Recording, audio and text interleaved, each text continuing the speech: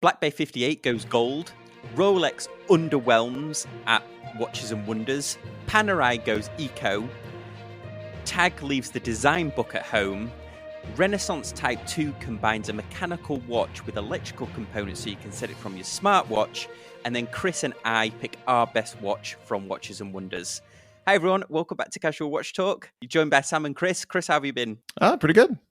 So let's kick it off with This Week in Watches. And of course, the big news this week was the announcements at Watches and Wonders. Now, for me, Tudor really stole the show. But one of the things I was going to ask you about, Chris, was they released a gold Blackbay 58, which looks stunning, but its retail price is going to be $16,800, which is $13,100 more than the blue Blackbay 58. What did you think about this? Because they also released a silver one as well. It's interesting that maybe 5 years ago, I feel like the watch community was clamoring for more stuff in stainless steel, and now we're going back to precious metals, gold, platinum, silver. I've owned the Blackbay 58, so I know that the case is so nicely proportioned, and it's it's smaller than the normal case, but I'm not sure how. I mean, even if it was made from solid gold, I mean, it's $13,000 more than the standard Blackbay 58. I can't understand because it seems like a premium. It is a premium. It's definitely a premium. And if the precious metal premium that you're paying is more than what you would pay for the physical precious metal, it's a little questionable as to in the future, like, do you think the value of this is going to maintain? Do you think that gold Tudor Blackbay 58s are going to continue to trade at $16,000, or will they fall off quickly and then they'll kind of settle into it's used and maybe 15-20% off of that? Yeah, exactly. Because I know there's people that collect vintage Tudor watches, and I'm not sure they're the same people that would want to spend, say it was $20,000 in a few years. I think people would be looking at Rolex for that. I mean, the Tudor Blackbay 58 is a great watch, and I commend them what they've done, but it seems a leap, really, that price. Yeah, for sure. Did you like the silver, the gray? I did, but my immediate thought was, have they done this so it tarnishes? Because I know patina on bronze is something that people look for, but you don't want that tarnish on silver. I mean, if it gets on your clothes and everything. Right. That dark black tarnish, yeah. Yeah. Polish your fine metal watch. Yeah, well, it was very interesting, and I commend Tudor for what they're doing, and they'll get a little mention later as well. Well, next story, and depending on who you listen to in the watch press, I feel like Rolex may be underwhelmed this year. Meteorite Daytona, I guess, was the showstopper for them. But other than that, I'm not quite sure what they were doing with that two-tone Explorer. What did you think about their releases? I think they got roasted pretty good by the watch community, for sure. I saw 2 videos that definitely kind of pointed out, and I saw another video that was interesting that brought up the point that it feels like there are now sort of 2 Rolex fan camps, which is one, Rolex should be innovative and be, coming up with new things all the time and trying different materials and trying different colors. And why isn't Rolex amazing? Because it's an amazing brand. And then the other of like, well, the reason why we bought a Rolex is because it doesn't change all the time. It's not massive. You can come back to the brand and know exactly what you're getting, and you're getting it every time, and it maintains value, and they're not rocking the boat and that sort of thing. And so there's like the 2 camps. Not that either of them are less correct or or right or wrong, but it was definitely a win for the Rolex exists to put out a couple of small changes every year and not really shake up their colors and shake up what they did. I mean, I totally agree. I like some of the stuff they did. I think those funky dialed date justs were okay, but Yeah. it does take part of the fun out of it. I guess that that these models are going to be impossible to get hold of, and just swapping around the bracelets on the Batman. So many other brands I mean, I know Rolex isn't horology or grand complications or Mm-hmm. anything like that, but a lot of other brands, especially Tudor, I think they did a much better job. Yeah, I found it interesting. The sort of the take at the end was almost like, well, Rolex, you're not going to change, so it's cool. You don't really have anything for us in the introductory price point. I mean, like, it just seems like everything's unobtainable now, and it just becomes this, like, well, it'd be nice to drive a 911 GT3 around, but you can't get a hold of them. So sorry. And like, same thing with, some of these Rolex stuff where you're just like, you can't order them, you can't buy them, you can't get them. Yeah, it's a weird. You wonder what the game is. I know a lot of people have speculated. Well, they want to be as prestigious as Patek. They Mm-hmm. want to be in that price range. They want to be as sought after. So they're limiting supply of certain models. But I don't feel like that's what Rolex was ever about originally. I mean, Right. people aspired to them. Like, I know people who really know about watches aspire to Patek, but you Mm-hmm. say to Patek to the average person, and they feel like they're unobtainable. And I don't think Rolex will do themselves any favors to be so unobtainable for people, because it's generations and generations. I mean, it was those people, those same aspirational buyers that got Rolex through the quartz crisis and that have stuck with them for so long. Right. And my final take on this is, where do they go? They, at this point, like, I would rather, as a manufacturer, as a watch retailer, I would rather sell an absolute boatload of $5,000 pieces every single week than one haute horology $250,000 one of five piece. That seems so far away from their core market, that you, as you said, have always been that aspirational, everyman watch market. Yeah, and I suppose we can't leave without mentioning about the Rolex Explorer 2, which they didn't really do a lot to. I think people were expecting a lot for the 50th, weren't they? And then nothing happened with it, really. I mean, they upgraded the movement and the hands changed a little bit, but Yeah, it was definitely a bit of a disappointment. also, just for the record, I wasn't a fan of that two-tone Explorer either, but there you go. Yeah, no, and that's not for me. Next story. Did you see this Renaissance watch? I've seen these watches before because they're just so individual and distinguishing. But did you see the one they released at Watches and Wonders that it's a mechanical watch. It's actually manual wound on the back. You actually flip it Mm-hmm. over and it exposes a crank sort of thing to wind it. But it has electrical components in it that I believe are solar powered that allow you to set the watch from a smartphone. It's just insane, the Hmm. technology. It's like a hybrid movement. Did you see this one? They did a Watches and Wonders did great videos on everything, and also a news show every morning. They did a great job of covering the whole conference, I think. Yeah, yeah. I caught pictures of it. I didn't get all the details on it. It looks pretty cool. Now they previously, their previous models were basically this like oil filled dial. Is that correct? That sits now. I understand it like sits, and it's like coupled. In the past, it was coupled to like an ETA movement. And so now they basically upgraded that movement that was in the back to allow some other functionality. This is where they're going with this. Yeah, exactly. So they kind of hybridized the watch. I'll throw some photos up here, but this is a watch where it has no hands. The entire Hmm. dials move to tell the time. It's Yeah, it's like nothing you've ever seen really before. In fact, it doesn't look at all like a mechanical watch. It looks like a smartwatch with a face on it. Really. yeah, or like a rounded screen, like a bubble screen. It's super fascinating. I've seen the previous model, and yeah, the technology is super interesting.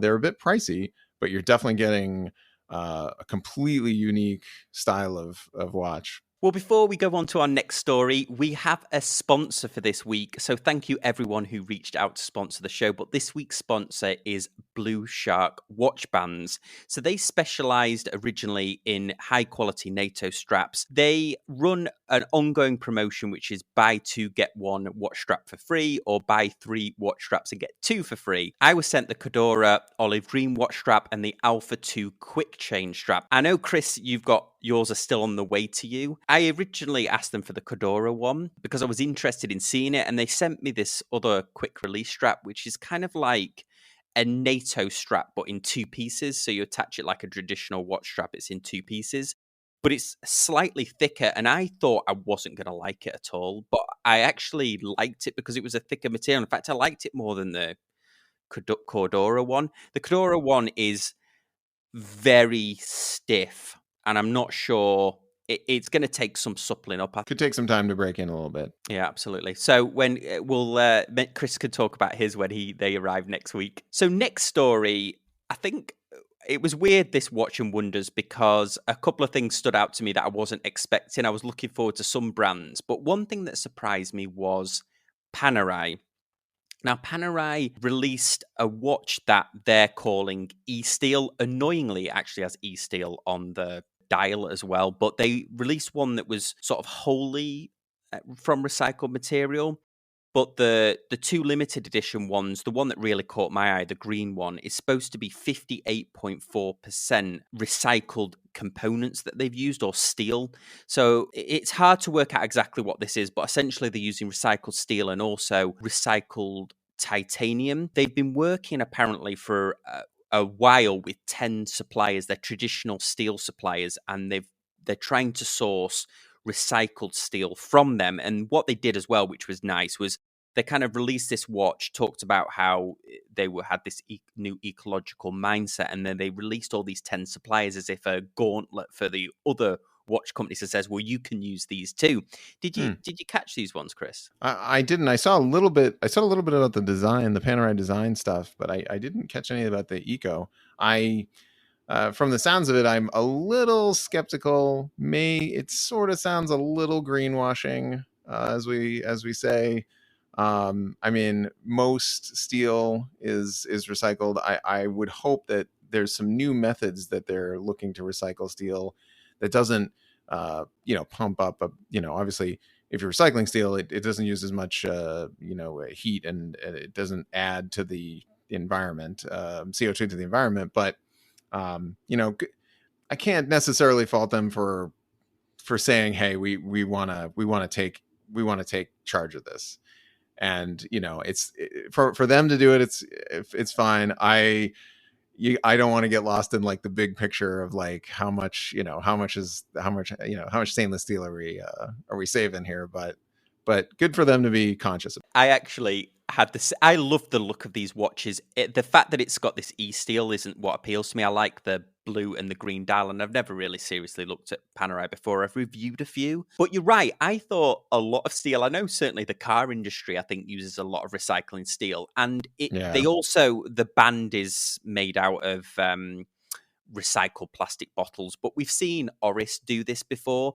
I saw an Oris this week as well that had recycled glass, I think, as the back case. Mm-hmm. But yeah, you're right. It's does it take any more energy to make a watch strap out of bottles? Like, would it have been easier just to make one from scratch, or the same with steel? So I like them because I like the look of them, not necessarily because of this eco side. Yeah. And for plastic, for glass, and for steel, interesting. Like, I know with glass, you start with recycled glass in order to make glass. So I mean, you need a little bit of that like starter.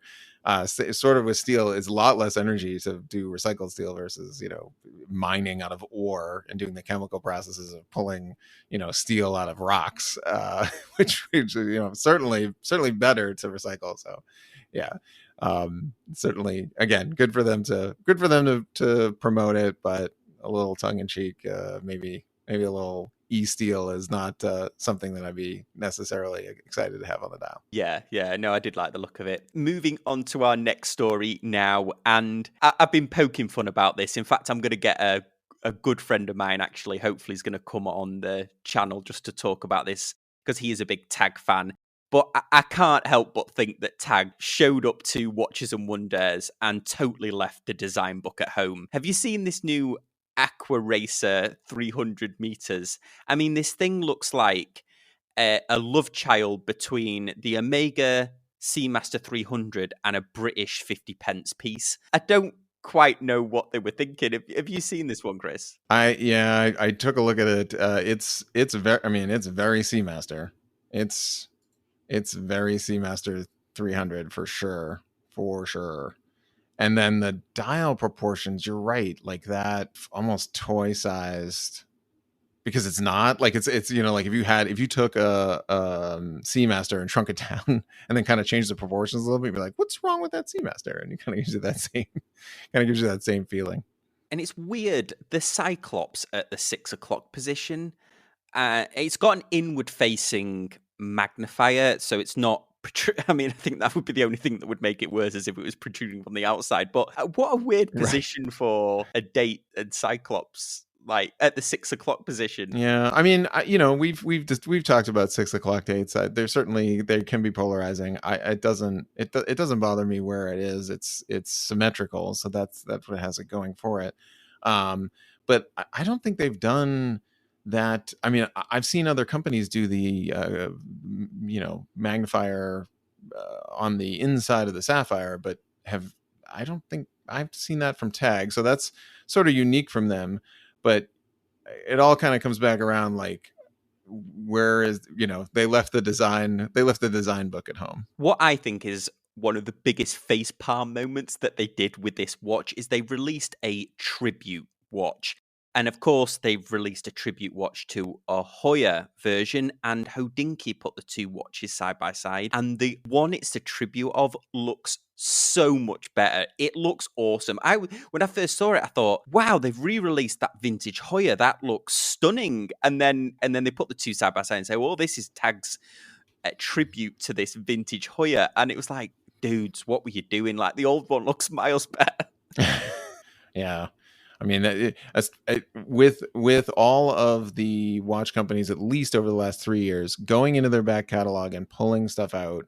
I mean, I can think of, at the top of my head, like 4 or 5 companies that do an amazing job of that. And so you have to be on your game if you're going to go back into the catalog and pull something and then re-release it. Because I think they've been doing a good job of the watches where and they're not afraid of putting Heuer on the dial. And I would, of course, argue that Heuer's got the watchmaking history, but I suppose, Tag's had them since the 80s. So, okay, well, that was the roundup for the news. There was a ton of stuff that came out from Watches and Wonders. And in fact, they did a great job of their online presence. As mentioned before, they did a breakfast show that I watched every morning. They did interviews. It was funny because some of the guests that they had on were obviously not used to being on camera, or perhaps their English wasn't their first language, but overall, they did actually a great job of it. I can't imagine Baselworld would have done anything like that for the consumer. I mean, gone to that level of production. Did you see any of the breakfast show stuff? I caught a little bit. I did not have some time to grab it, but it seems like it was well received, and it felt like, I mean, maybe we're just kind of getting used to this Zoom work from home stuff. And, like, I feel like maybe a year ago, everyone's like, how are we going to do this? And then this year we're like, oh yeah, we're just going to, we're going to put a show on and show the new pieces. And we're talking, we'll talk to different folks, and, and it's kind of came natural. So I'm glad it worked out. And it certainly is now like an acceptable thing. And Sam, I think you're right. Like, definitely gets us, watch fans involved much more than a show in a convention center in Switzerland or in France or whatever. And so for us to be able to reach out and participate and really peer into it, is definitely a bonus. Yeah, absolutely. Well, the time's come. I know you guys have been watching Watches and Wonders last week. You've probably seen endless streams of YouTube videos. Some people have been doing some great jobs. I haven't done one specifically on this, but I suppose we better, if we had to choose one watch, Kris, from Watches and Wonders, what would you have gone for? What was your top watch of the show? Top pick, and this was like love at first sight. The 41 millimeter IWC Pilot's Watch in blue. That was the chronograph. Yeah, it's so originally it was the Petite Prince. It was and it was a 43 or a 44. It used to be, or is now, but smaller case size, better size. They moved the sweeping second down to the bottom, so they subdials a little different. New movement, day date, complication, 3 subdials, gorgeous watch. Instantly fell in love. So this is going to be definitely on my radar. Yeah. So I went for one that I could afford because there was some that Jaeger LeCoultre reverser that they did was unbelievable. Oh, there was right? some just spectacular Yes. ones. That the Black Panther AP Royal Oak that they it wasn't in Royal Oak, but that Black Panther AP that they did that is just, I think that nearly broke the internet when they released that. There was so many cool things on, but for ones that I could afford, I had to give it to the Tudor chrono, the 41 millimeter Tudor chronograph that they did, the slightly thinner one, but reverse also a panda chronograph. dial. Yeah, a great pick. Yeah, Adrian at Bark and Jack just did a pretty good video on it actually. But yeah, that was the standout one for me. Was my pick, the Tudor Blackbay. Was it Blackbay? But the Tudor chrono, 41 millimeter, the reverse panda one. The white one looks good, but it looks like there's some variance in hue of white between the hands and the dial. But no, I like the black dial, white. It looks good. Awesome. Well, that was our picks for Watches and Wonders, and that was your snapshot of the news this week. As always, we appreciate you watching, and we'll see you next time on Casual Watch Talk.